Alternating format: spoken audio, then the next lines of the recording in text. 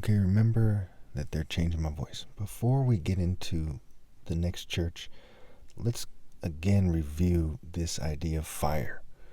I'm going to read Nahum 1 and explain it to you, and then you should understand what has happened with the first church, the first seal, the first trumpet, and the first bowl.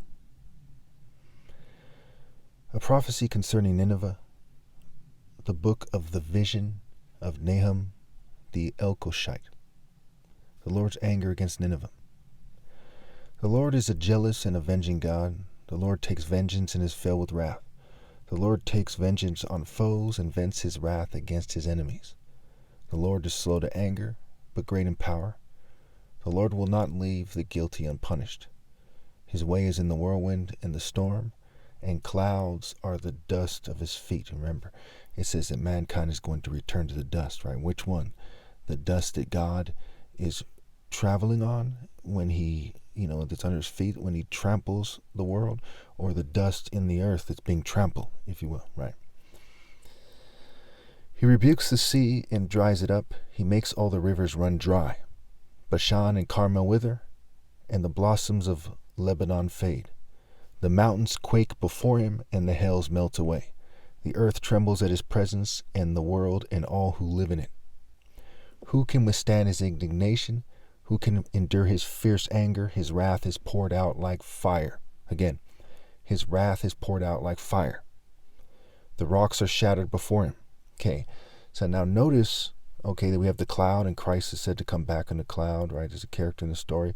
In Revelation, we have the clouds mentioned. The whirlwind and the storm come together with the cloud, and they're talking about God's power, right? The Lord is slow to anger, but great in power. The Lord will not leave the guilty unpunished. So it's righteous indignation, okay? We see that in verse 4, it says that he rebukes the sea and dries it up. We're going to see waters turn to blood. We're going to see them be dried up to make ways for the king of the east. It's absolutely partially referring to Nahum, okay? And just with the book of Nahum and Revelation, we can see what they're getting at. And that's what you see consistently with all my Revelation explanations, right? I point out that there's so many connections to it, but the general idea is it's the martial power of God. And we see that very much in Nahum in every single chapter, okay?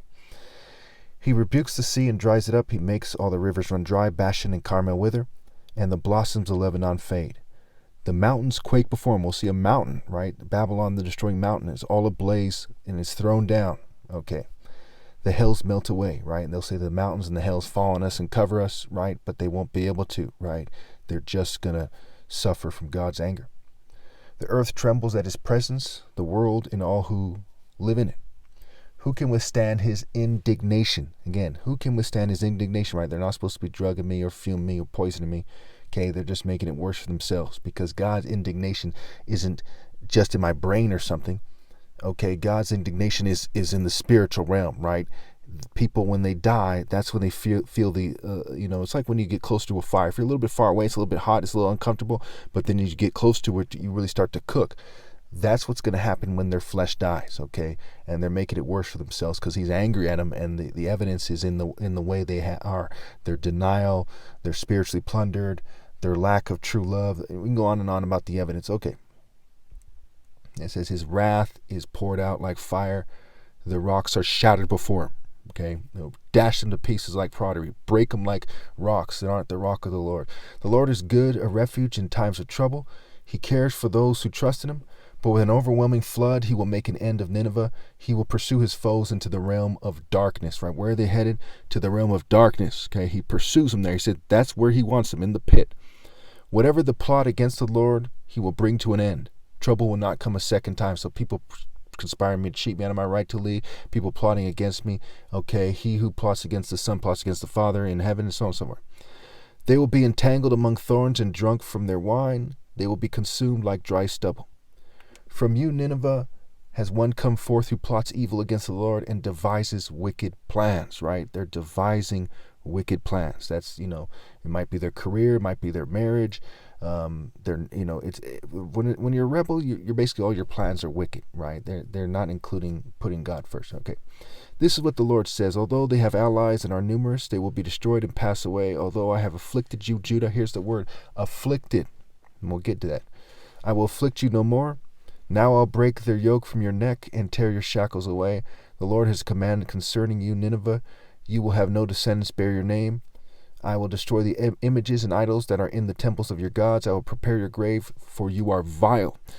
Look there on the mountains, the feet of one who brings good news, who proclaims peace. Celebrate your festivals, Judah, and fulfill our vows. No more will the wicked invade you. They will be completely destroyed, right? Spiritually speaking. So as we see, the mountain of Zion versus Babylon is a destroying mountain. We see the clouds, okay, that God is traversing on. He's traveling on, okay. He's coming on. The angels and those who are collected into the clouds, as it says in Paul's letters.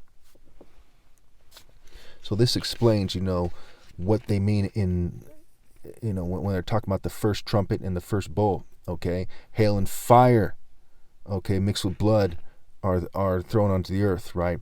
And we see with the bowl is pouring onto the earth, and it's basically fire. It's the fire of God's wrath, okay. It's like a mixture when you see the bowl, right? But it's also like this burning mixture, okay.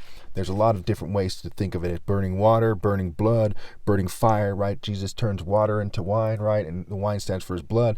It's the wrath of God, and he's mad at these people for what they have done to the righteous, and first and foremost, the rebellion against God, and that caused them to kind of kill the righteous unfairly, okay. And there's no, you're not supposed to kill the righteous, right? You're not supposed to persecute them, so on and so forth.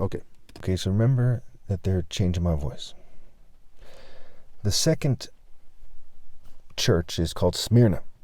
And just like with Ephesus, there's all kinds of wordplay there, but it just kind of tells you what you know already, and it tells you in a coded way that touches on the occult, right? A magic spell, but it can be helpful. I think that, when I talked about how the earth is hard scrambled, that's more direct. I like that direct, that everyone understands it kind of scramble. And I don't think that it's necessary, mind you, but it shows you that I must be right, and that the occultists also agree that I'm right. So here I am, obviously the most righteous person. And, I'm not saying out of cockiness, just giving you solid points of reference.